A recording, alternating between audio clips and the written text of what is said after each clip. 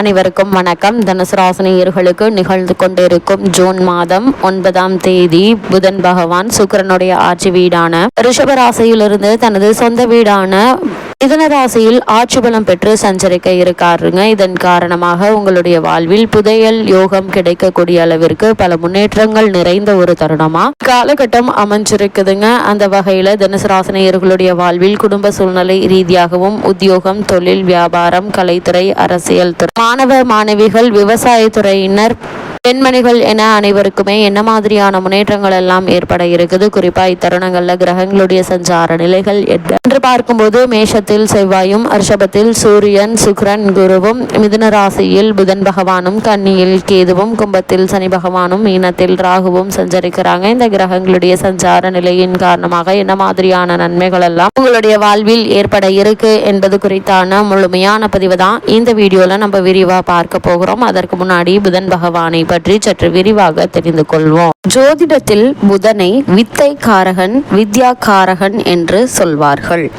பொன் கிடைத்தாலும் புதன் கிடைக்காது என்று சொல்வார்கள். அதாவது இந்த இடத்தில் பொன் என்பது செல்வத்துக்கான அதிபதி குருவை குறிக்கும். ஜாதகத்தில் குருவினுடைய பலம் இருப்பதை விட புதன் பலமாக இருக்க வேண்டும் என்பதையே சூட்சமமாக குறிப்பிட்டுள்ளனர். கல்வி, கலை, வித்தைகளுக்கு அதிபதி புதன் கிரகம்.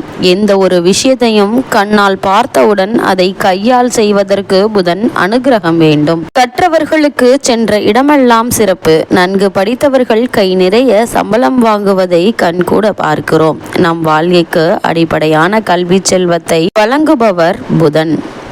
புதன் ஒரு விசித்திரமான கிரகம். செவ்வாயை போலவே புதனும் ஒரு ஆதிபத்திய கிரகமாகும். ஜோதிட ஆச்சாரமான மிதுனத்தில் ஆட்சி பெறும் புதன் ஆட்சி வீடான கன்னியில் உச்சம் பெறுகிறாரு. மீனத்தில் நீச்சம் அடைகிறாரு. அறிவு, ஞானம் இரண்டுக்கும் அவரே அதிபதியாகி படிப்பறிவு, பட்டறிவு இரண்டையும் மனிதனுக்கு உணர்த்துகிறாரு. விஞ்ஞானம், மெஞ்ஞானம் இரண்டுக்கும் காரணமாகிறாரு. இப்படிப்பட்ட புதனை எப்படி வணங்குவது என்று பார்க்கும் போது புதன்கிழமை என்றில்லாமல் நவகிரக புதன் பகவானை எந்த நாளில் வேண்டுமானாலும் வந்து வணங்கலாம். நவகிரகத்தை 9 முறை வலம் வந்து மனதார வேண்டிக் கொள்ளுங்கள். வேண்டியதெல்லாம் புதன் பகவான் தந்தருள்வாரு.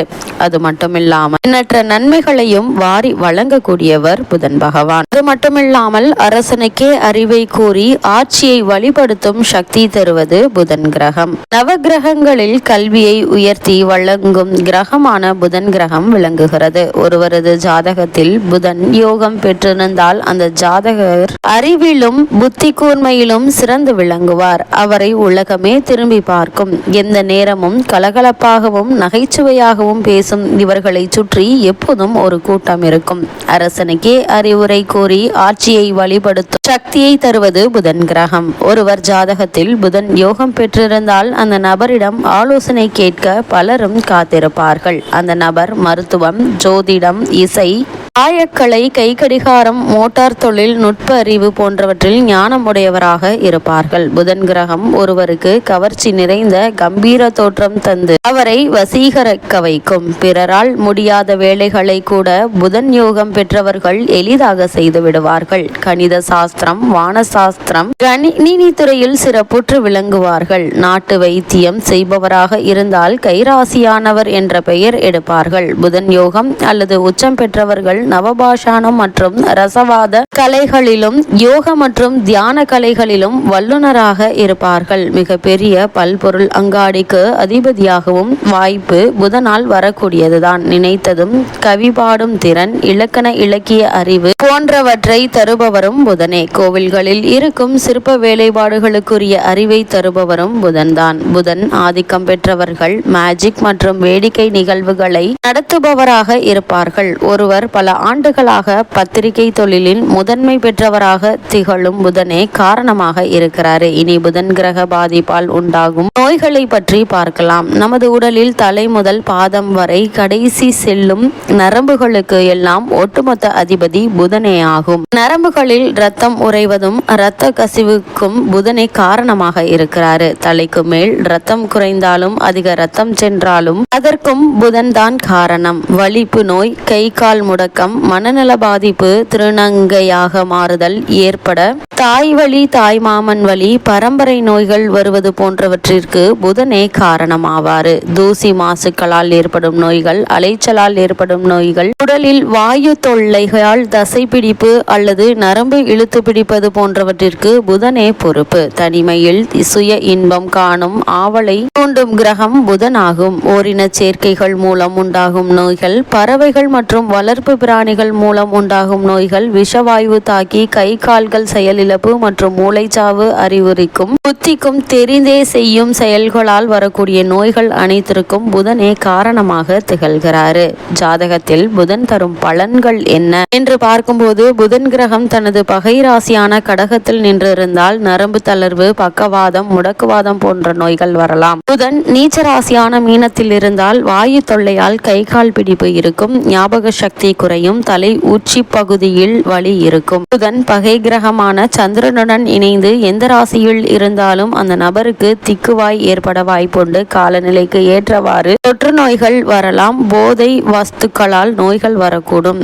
புதன் பகை கிரகமான சந்திரனின் நட்சத்திர பாதத்தில் நின்றிருந்தால் இந்த ஜாதகர் உடலில் கெட்ட நீர் சேரும். எந்த நேரமும் எதையாவது யோசித்து கொண்டே இருப்பதால் புத்தி சுவாதீனம் இல்லாதவர் போல நடந்து கொள்வார்கள். அடிக்கடி தலைவலி வரும். இவ்வளவு மேன்மைகள் கொண்ட புதன் பகவான் தனது சொந்த ராசியில் ஆட்சி பலம் பெற்று சஞ்சரிக்கக்கூடிய இத்தருணங்கள்ல என்ன மாதிரியான நன்மைகள் எல்லாம் ஏற்பட இருக்கு என்று பார்க்கும்போது, உங்களுடைய ராசிக்கு சப்தமாதிபதியான புதன் சப்தமஸ்தானத்திலேயே சஞ்சரிக்கும் போது பயணங்கள் அதிகரிக்குங்க. குறிப்பா வெளிநாடு சென்று பணிபுரிய விரும்புபவர்கள் அதற்கான முயற்சிகளை மேற்கொள்ள சிறந்த ஒரு காலகட்டமா இக்காலகட்டம் அமைஞ்சிருக்குதுங்க. ஏன்னா நீங்கள் மேற்கொள்ளக்கூடிய இந்த காரியங்களில் எளிதி வெற்றி கிடைக்கும் என்பதால் கிரக நிலைகள் அவற்றை அறிவுறுத்துதுங்க. அதே போல நல்ல படிப்பு இருந்தும் வாழ்க்கை துணைக்கு வேலை இல்லையே என்று கவலைப்படுபவர்களுக்கு வேலை கிடைக்க இருக்குதுங்க. அதுவும் சிறு முயற்சியிலேயே நல்ல ஒரு நிறுவனத்தில் நல்ல ஒரு ஊதியத்துடன் கூடிய வேலை கிடைக்கக்கூடிய ஒரு தருணமா இக்காலகட்டம் அமைஞ்சிருக்குது. உதிரி வருமானமும் வந்து சேர இருக்குதுங்க. பணிபுரியும் இடத்தில் உங்களுக்கு பொறுப்புகள் அதிகரிக்குங்க. அதற்கேற்ப சம்பளமும் கூட இருக்குது. மேலதிகாரிகளுடைய மனதில் இடம் பிடிக்க இருக்கீங்க.